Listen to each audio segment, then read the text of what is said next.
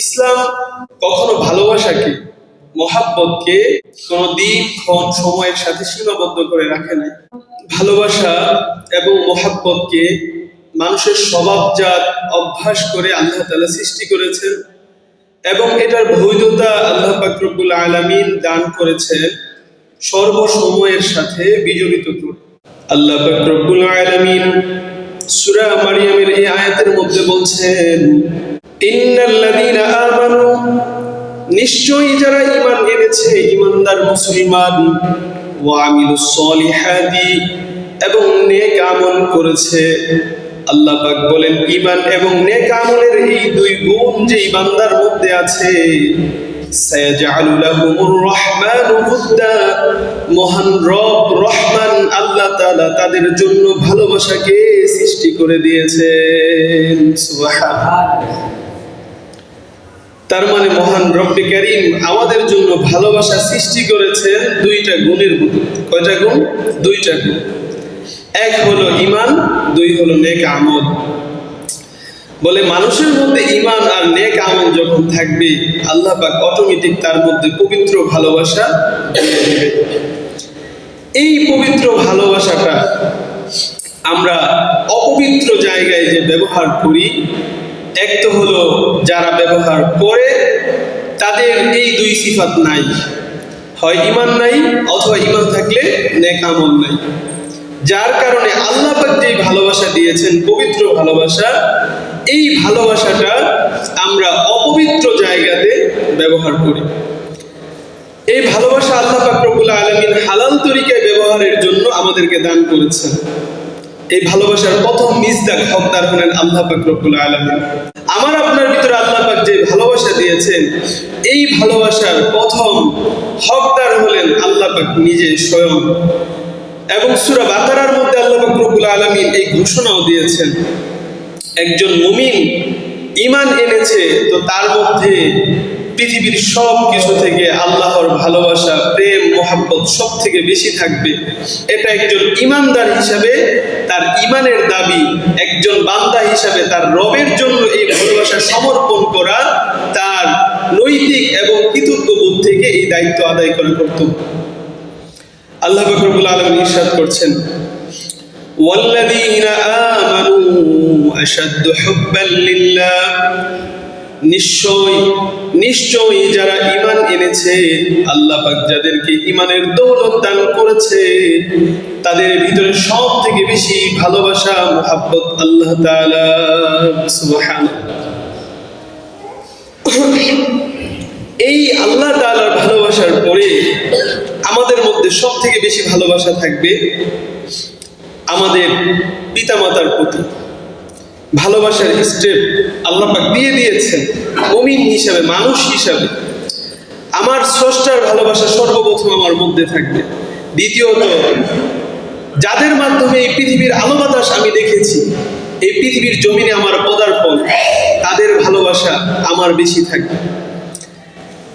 এই নজির আল্লাহ তাআলা নিজে সূরা বনী ইসরাঈলের মধ্যে ইরশাদ করছেন, যেখানে আল্লাহ পাক নিজের ইবাদতের পরে সর্বপ্রথম পিতামাতার সাথে সদাচার করা এবং পিতামাতার সাথে মহাব্বত সুলভ আচরণ করার কথা আল্লাহ বলেছেন নিজের ইবাদতের পরে।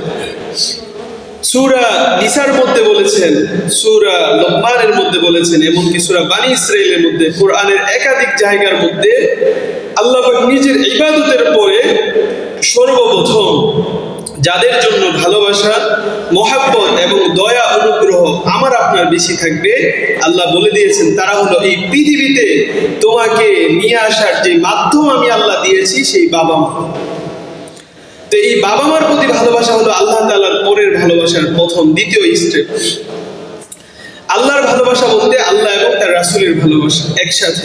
আল্লাহ এবং তার রাসূলের ভালোবাসার পরে সব থেকে বেশি ভালোবাসার উপযুক্ত স্থান হলো বাবা এবং মা।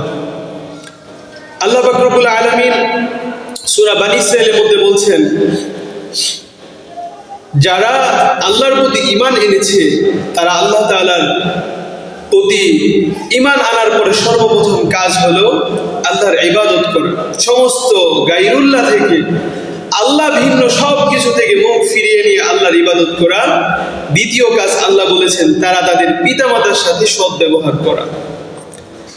পিতামাতার সাথে সদ্ব্যবহারের পরে আল্লাহ আবার বলছেন তারা যেন তাদের বাবা মার জন্য নিজেদের অনুগ্রহের ডানাগুলোকে বিছিয়ে দেয়। সুবহানাল্লাহ। আল্লাহ নিজে নবীজিকে দোয়া শিখাচ্ছেন। ওর নবী আপনি বলুন, রব্বিরহামহুমা কামা রব্বায়ানি সগীরা। আল্লাহ পাক রব্বুল আলামিন নবীজিকে শিক্ষা দিয়ে এভাবে তালিম দিচ্ছেন বান্দাদেরকে, উম্মতদেরকে। নবী আপনি নিজে পড়ুন এবং আপনি উম্মতকে শিখিয়ে দিন তারা যেন তাদের বাবা মার সাথে সৎ ব্যবহার করার সাথে তাদের রবের কাছে এইভাবে দোয়া করতে থাকে, রব্বিরহামহুমা, হে আমাদের প্রতিপালক, আপনি আমাদের পিতামাতার প্রতি এরকম সদয় এবং আপনি তাদের প্রতি এরকম রহমদিল হন, কামা রব্বায়ানি সগীরা, যেমন ভাবে আমাদের শৈশবে তারা আমাদেরকে আদর যত্ন করে প্রতিপালন করেছে। আল্লাহ পাক রব্বুল আলামিন এভাবে ভালোবাসার মানুষের মধ্যে দেওয়ার পরে ভালোবাসার হক কাদের আছে এই স্তরগুলো আল্লাহ বলে দিয়েছেন।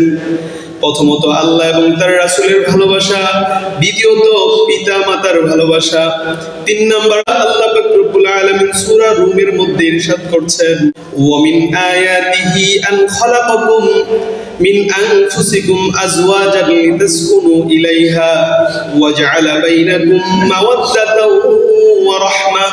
আল্লাহ বলেন নারীদেরকে, স্ত্রীদেরকে তোমাদের মধ্য থেকে আমি সৃষ্টি করেছি, তোমাদের প্রত্যেকজন পুরুষ থেকে আমি এক একজন করে নারী সৃষ্টি করেছি।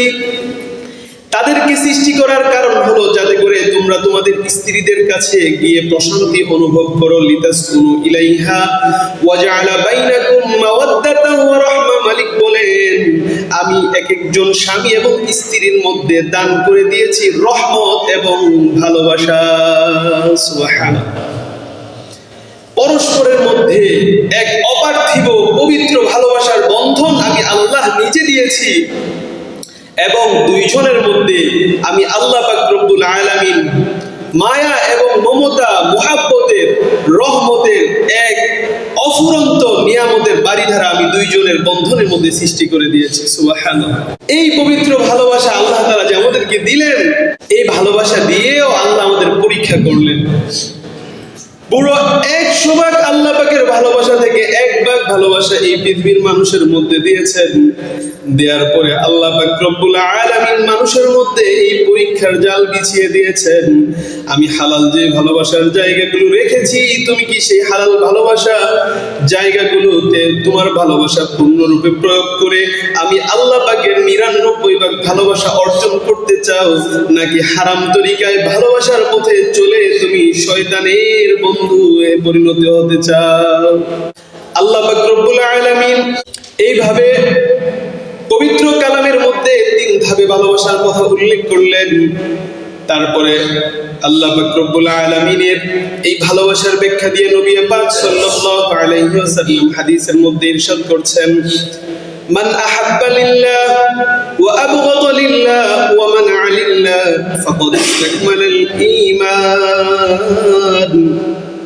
আল্লাহ নবী সাল্লাল্লাহু আলাইহি ওয়াসাল্লাম বলেন, তোমাদের মধ্যে কোন ব্যক্তি আল্লাহর জন্য কোন মানুষকে ভালোবাসে, কোন মানুষের সাথে তার শত্রুতামি হয় সেটাও আল্লাহর জন্য হয়, কোন মানুষ থেকে সে বিচ্ছিন্ন হয়ে যায় সেটা আল্লাহর জন্য হয়, আল্লাহর নবী বলে এমন মানুষের ভালোবাসা তার ঈমানের পরিপূর্ণতার গ্যারান্টি দিয়ে দেয়। সুবহানাল্লাহ।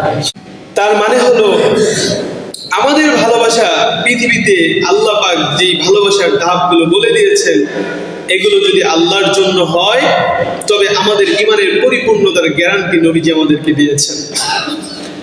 এক দুনিয়ার মানুষ যাদেরকে হালাল ভাবে ভালোবাসতে পারে, আমি বলছিলাম মাতা পিতার ভালোবাসা, এটা শুধু হালালই না বরং এটা কর্তব্য।